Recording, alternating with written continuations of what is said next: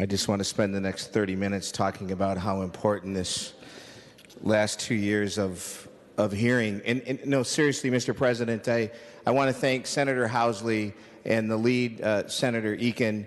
You know, when we see a series around us of partisanship, brinkmanship, and finger pointing, this committee set the politics aside. And it was really an amazing couple of years to have real discussions.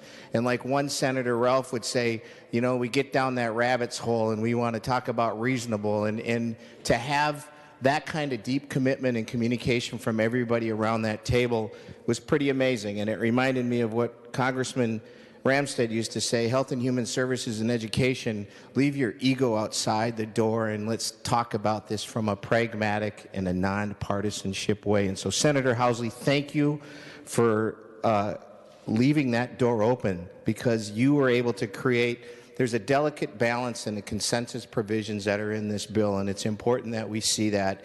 And that was a lot of work to get to that. Yeah, we got a lot of work to do going on. And one thing that we have to do is to celebrate the fact that there's going to be some robust oversight and strong consumer protections.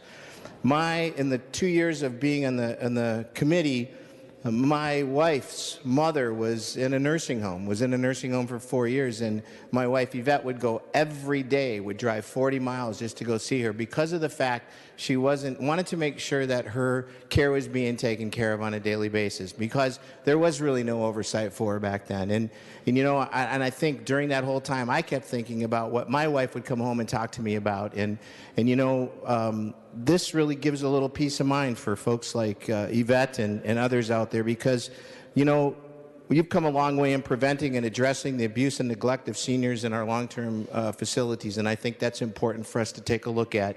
Consumers and families can't wait any longer. Thank you for doing this. And you know, every other state has licensing when it comes to assisted living facilities, and it's thriving. It's time that Minnesota joins them. So members, please, let's take note on how we can set our politics aside and get something done that's right for Minnesota. This is the Minnesota way, and this is what we're doing today. So thank you again, Senator Housley, for keeping that spirit alive, and thank you, Senator Eakin, for being our lead on this. And together, let's keep doing what we need to be doing for our elderly in the state of Minnesota.